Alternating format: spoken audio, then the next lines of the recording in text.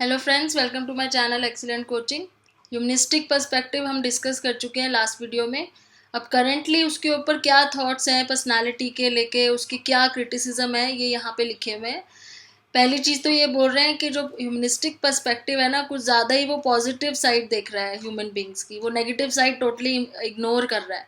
मतलब एक जो ह्यूमनिस्टिक पर्सपेक्टिव को देख के अगर एक जो पिक्चर बनती है ह्यूमन बीइंग की या ह्यूमन पर्सनालिटी की, वो बहुत ही ज़्यादा रोज़ी रोज़ी का मतलब है बहुत ज़्यादा पॉजिटिव, और नेगेटिव एस्पेक्ट्स तो उसमें कंसीडर ही नहीं करे जा रहे ह्यूमन नेचर के।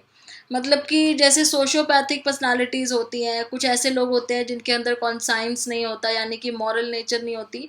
तो उसका क्या है, उस केस में ह्यूमनिस्टिक पर्सपेक्टिव क्या बोलेगी कि उस केस में क्या है, उनका किस तरीके से पॉजिटिवली उसको एक्सप्लेन करेंगे। और जैसे टेररिज्म होता है, टेररिज्म के पीछे क्या मोटिवेशन है, कौन सा सेल्फ एक्चुअलाइजेशन है, जो लोग टेररिज्म करते हैं उनका क्या मोटिव होता है। तो ये चीज़ ह्यूमनिस्टिक पर्सपेक्टिव में डिस्क्राइब नहीं की जा सकती, ये इसकी डिसएडवांटेज है। प्लस ये है कि इसको साइंटिफिकली टेस्ट करना थोड़ा सा मुश्किल है। जो अब्राहम मैस्लो ने जिन लोगों के बारे में बताया भी था कि वो एक्चुअली में सेल्फ एक्चुअलाइज कर चुके हैं, वो उन्होंने अपनी मर्जी से उनको अपनी लिस्ट में डाला था। उसके ऊपर कोई साइंटिफिक प्रूफ नहीं है या कोई टेस्टिंग उनकी नहीं हुई थी कि वो एक्चुअली में उस कैटेगरी में आते हैं नहीं आते। तो मतलब मैस्लो की वो खुद की ऑब्जर्वेशन थी और उन्होंने खुद ही अपनी मर्जी से उन लोगों को सेल्फ एक्चुअलाइज लोग बता दिया था।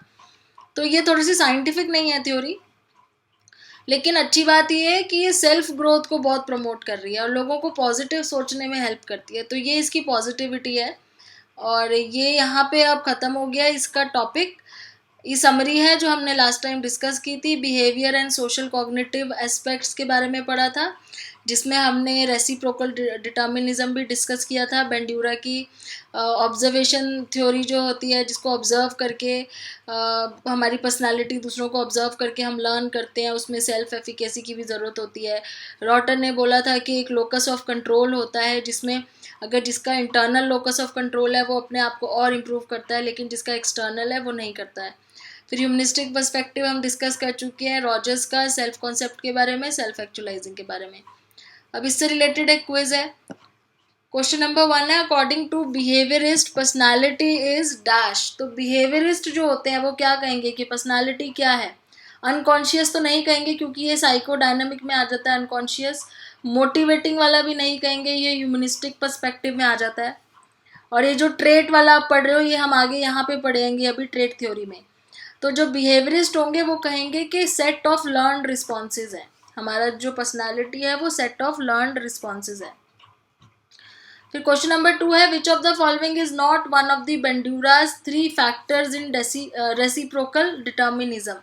तो बेंड्यूरा के जो 3 फैक्टर्स हैं रेसिप्रोकल डिटर्मिनिज्म में, वो है एनवायरनमेंट, पर्सन और बिहेवियर। ट्रेट उसमें कहीं नहीं आता। Next question number 3, Sandy is playing a trivia game with her friends. When it is her turn, she gets the category of geography. She knows very little about geography and has never done well in this category in the past. So her sense of self-efficacy is likely to be.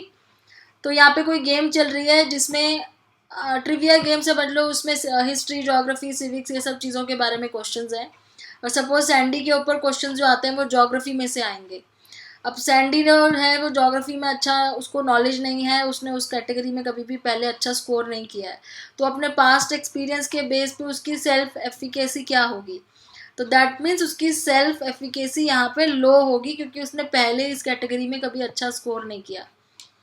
Next question आ जाता है, Eddie knows that he is pretty good at art, but his parents have never encouraged him to develop art as a career because they don't feel that artists have real jobs.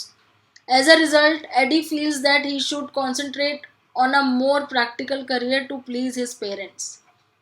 If Eddie is working to be who he should be, according to his parents, he is being influenced by.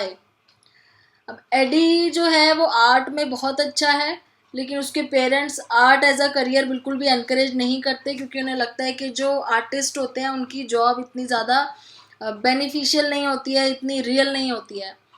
अब AD क्या करने लग गया, अपने parents को खुश रखने के लिए वो अपने आप को बेस्ट बनाने के चक्कर में वो देखना चाह रहा है कि वो कैसे अपने आप को आइडियल बना सकता है ताकि उसके पेरेंट्स खुश हो जाएं। तो उस केस में वो किस चीज़ पे काम कर रहा है, अपने आइडियल सेल्फ पे काम कर रहा है, रियल सेल्फ पे नहीं कर रहा है। रियल तो उसका आर्टिस्टिक है, वो पेरेंट्स के लिए जिस पे काम कर रहा है वो आइडियल सेल्फ है। Question number 5. Rogers believed that in order for people to become fully functioning, they must receive dash from important people in their life. तो रॉजर्स के अकॉर्डिंग अगर फुली फंक्शनिंग बनना है तो लोगों को उनके आसपास के जो इम्पोर्टेंट लोग हैं उनसे क्या मिलना चाहिए, अनकंडीशनल पॉजिटिव रिगार्ड मिलना चाहिए। ये हो गया क्विज। अब आगे ट्रेड थ्योरी के ऊपर चलते हैं। ट्रेड थ्योरी का मतलब ये है कि ये थ्योरी जो है पर्सनालिटी के अंदर जो हमारे ट्रेड्स होते हैं उसके ऊपर ज़्यादा फोकस करती है। ये थ्योरी एक्सप्लेन नहीं कर रही है पर्सनालिटी को, जैसे अभी तक हमने जितने भी ऊपर पर्सपेक्टिव पढ़े हैं वो सारे पर्सनालिटी को एक्सप्लेन कर रहे हैं। ये थ्योरी क्या कर रही है, पर्सनालिटी किन चीज़ों से जुड़कर बनी हुई है उसको एक्सप्लेन कर रही है। मतलब उसको छोटे छोटे ट्रेट्स में बांट दिया है। और ट्रेट क्या होते हैं, ट्रेट एक कंसिस्टेंट तरीका होता है हमारा, हर जगह जहाँ हम जाते हैं हम कैसे बिहेव करते हैं, क्या सोचते हैं, हमारी फीलिंग्स कैसी होती हैं, वो एक जो कंसिस्टेंट तरीका होता है उसको ट्रेट बोलते हैं। तो ट्रेट थ्योरी हमारी पर्सनालिटी को ट्रेट्स के बेस पे वो डिस्क्राइब कर रही है। मतलब अगर मान लो एक पर्सनालिटी के अंदर 15 ट्रेट्स हैं तो उन सबको जोड़ के एक पर्सनालिटी बनती है। तो वो ट्रेट्स छोटे छोटे जो हैं टुकड़े हैं जिनको जोड़ के पर्सनालिटी बनती है, ये थ्योरी वो बोलती है। और वो 15 ट्रेट्स जो है वो ऐसा नहीं है कि मेरे पास जो 15 हैं वो दूसरे के पास नहीं होंगे। मेरे 15 में से 5 किसी और के पास भी हो सकते हैं, उसमें से 2 किसी और के पास भी हो सकते हैं। तो ट्रेट थ्योरी एकदम वो नहीं करती है, बाउंड्री नहीं बनाती है कि जो मेरे ट्रेट हैं वो किसी और में नहीं मिलेंगे, मेरी पर्सनालिटी के कुछ ट्रेट हैं वो किसी और में भी हो सकते हैं, उसकी पर्सनालिटी के कुछ ट्रेट मेरे में भी हो सकते हैं।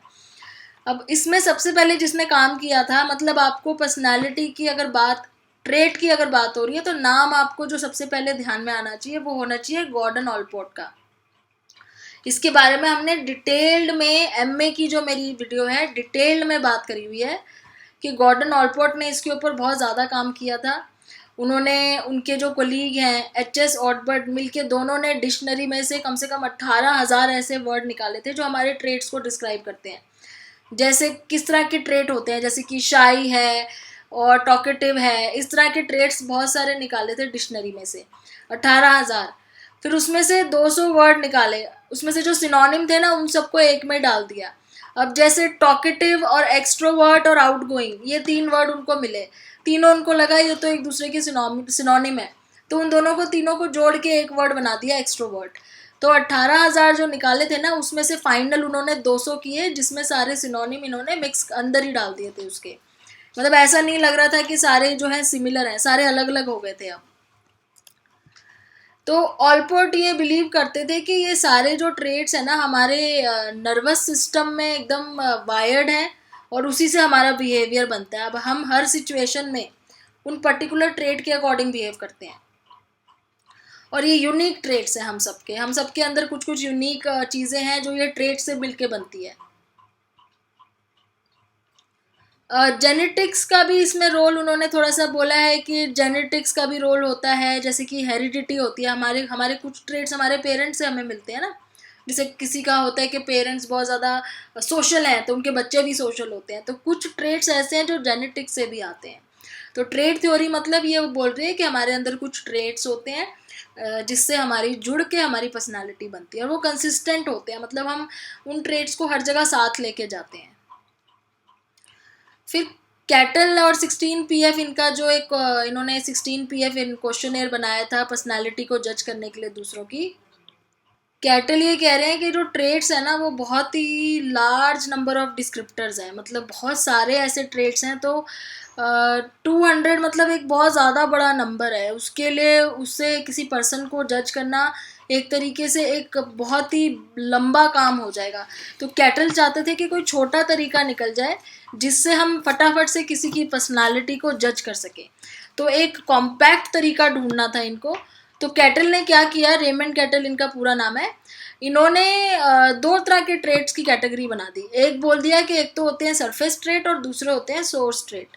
सरफेस ट्रेट क्या है, जो पर्सनालिटी कैरेक्टरिस्टिक जो हमें लोगों की ऊपर सरफेस पे ही नज़र आ जाती है, जैसे हमें ऊपर ऊपर ही दिख जाता है कि कोई शाई है, कोई बहुत चुपचाप बैठा है, कोई बहुत बोल रहा है, कोई बहुत ज़्यादा बातें कर रहा है, वो सरफेस ट्रेट है जो हमें ऊपर ही नज़र आ जाते हैं लोगों के।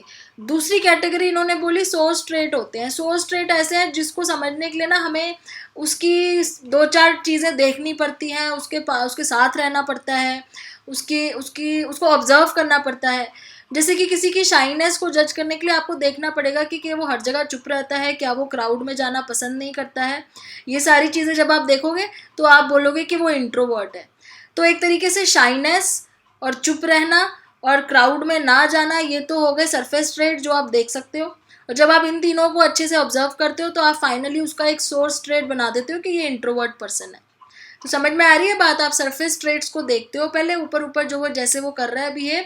अब जैसे कोई बहुत ज़्यादा बातें करता है कोई पर्सन, उसके बहुत सारे दोस्त हैं, वो सोशल मीडिया में हमेशा वो करता रहता है, पोस्टिंग करता रहता है, वो एक्टिव है बहुत ज़्यादा, ये सारे आपने उसके सरफेस ट्रेट ऑब्जर्व कर लिए। तो फाइनली आप उसका सोर्स ट्रेट क्या बोलोगे कि ये बहुत एक्सट्रोवर्ट पर्सन है। तो ये इन्होंने कैटल ने ऐसे बोला कि ये थोड़ा सा इजी तरीका है लोगों को जज करने का और थोड़ा जल्दी हो जाएगा। ये उनका ना एक वो है, एक तरीके से आप लगा लो, इन्होंने फैक्टर एनालिसिस की एक टेक्निक यूज़ करी थी। फैक्टर एनालिसिस एक न्यूमेरिकल मेथड है, मैथमेटिकल मेथड है, जिससे इन्होंने कुछ ऐसे ट्रेट्स निकाले थे जिसको 16 बोलते हैं, 16 PF, पर्सनैलिटी फैक्टर्स। ये 16 ट्रेट्स ऐसे बताए कि लोग या तो उसकी इस तरफ होंगे, ये जो ट्रेड्स की लिस्ट आपको नज़र आ रही है, या तो लोग उस कैटेगरी के इस तरफ होंगे या इस तरफ होंगे या बीच में आएंगे। ये जो आपको यहाँ ग्राफ नज़र आ रहा है, ये लोगों की पर्सनालिटी प्लॉट कर रखी है। जैसे कि कुछ अगर बिल्कुल ही यहाँ है तो वो बहुत ज़्यादा रिजर्व है, अगर वो बीच में आ रहे हैं तो वो आउट गोइंग और रिजर्व के मिडल में आते हैं, मतलब वो थोड़े थोड़े रिजर्व भी रहते हैं और थोड़े थोड़े आउट गोइंग भी हैं। तो ऐसे आप क्वेश्चनेयर पहले भरवाते हो लोगों से, जैसे हम जब इसका प्रैक्टिकल करते हैं 16 PF क्वेश्चनेयर का MA में करवाते हैं, तो उसमें क्या होता है कि आपको एक क्वेश्चनेयर दिया जाता है जिसको बोलते हैं 16 PF। आप उसको लोगों से भरवाते हो और उसके बाद उनके आंसर्स के अकॉर्डिंग एक की मिलती है आपको, जिससे आप उनके आंसर्स की प्लॉटिंग करते हो ग्राफ में। इस तरह का ग्राफ होता है, उसमें आपके जहाँ जहाँ पॉइंट आते हैं, अब जैसे यहाँ पे दो लोगों की प्लॉटिंग कर रखी है, एक तो पायलट है जो ग्रीन कलर का आपको दिख रहा है, दूसरा कोई राइटर है। अब राइटर का आपको दिख रहा है कि वो एब्स्ट्रैक्ट थिंकर की तरफ ज़्यादा जा रहा है उसका ग्राफ, क्योंकि राइटर को सोचना बहुत पड़ता है। और जो पायलट है उसका किधर जा रहा है कि वो सेल्फ एश्योर्ड पर्सन है और इधर वो सेल्फ कंट्रोल्ड की तरफ जा रहा है। तो जिसका पॉइंट ज़्यादा जिस तरफ जा रहा है वो पर्सन उस टाइप का है। अब बोल्डनेस की तरफ देखिए तो दोनों का ऑलमोस्ट बराबर ही आ रहा है। अच्छा, सेंसिटिविटी की तरफ देखो तो आपको दिख रहा होगा कि राइटर ज़्यादा सेंसिटिव है एज़ कम्पेयर टू पायलट, ये थोड़ा सा टफ माइंडेड में आ रहा है इस साइड। ऐसे आपको नजर आएगी दोनों की पर्सनालिटी कैसे अलग अलग है। एक्सपेरिमेंटिंग में कौन ज़्यादा है? राइटर ज़्यादा एक्सपेरिमेंट करता है। तो ये ऐसे इस तरीके से हम लोग ग्राफ प्लॉट करते हैं, जिससे हमें पता चल जाता है कि पर्सनालिटी के जो 16 फैक्टर्स हैं उसमें कौन सा पर्सन किस साइड ज़्यादा आता है।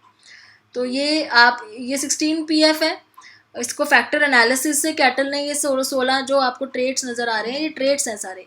ये कौन से ट्रेड्स हैं? ये सोर्स ट्रेड्स हैं। तो आप जो अपना क्वेश्चनेयर भरवाते हो वो सारे सरफेस ट्रेड से रिलेटेड होता है, आप उनसे पूछते हो कुछ चीज़ें जो सरफेस ट्रेड से रिलेटेड होती हैं। फिर उसी में से आप जब ये प्लॉटिंग करते हो ग्राफ की, तो आप उनके सोर्स ट्रेड्स को चेक करते हो कि वो किस टाइप की पर्सनालिटी है। तो ये इस तरीके से ये लिया जाता है टेस्ट। और ही डेवलप्ड, इसको क्वेश्चनेयर बोलते हैं, 16 PF क्वेश्चनेयर बोलते हैं। इसमें क्वेश्चंस होते हैं, आपको इंटरनेट पे इजीली ये मिल जाएगा अगर आप सर्च करोगे 16 PF क्वेश्चनेयर। और ये कॉन्टिन्यूम है, ये वर्ड यहाँ पे जो लिखा हुआ है कॉन्टिन्यूम का मतलब क्या है कि आप इनको ये नहीं बोल सकते कि जो इधर आएगा वो इधर नहीं आ सकता, बीच में कोई लाइन नहीं है। कोई पर्सन बीच में भी हो सकता है, कि मतलब वो थोड़ा सा शाई भी हो सकता है, थोड़ा सा बोल्ड भी हो सकता है। तो कॉन्टिन्यूम में है, स्पेसिफिक वो नहीं है, बाउंड्री नहीं है बीच में। तो इस तरीके से ये 16 PF काम करता है। अब आगे की जो बहुत बड़ी थ्योरी है जो सबसे ज़्यादा एक्सेप्टेबल है, बिग 5, उसको नेक्स्ट वीडियो में पढ़ेंगे। Thanks for watching.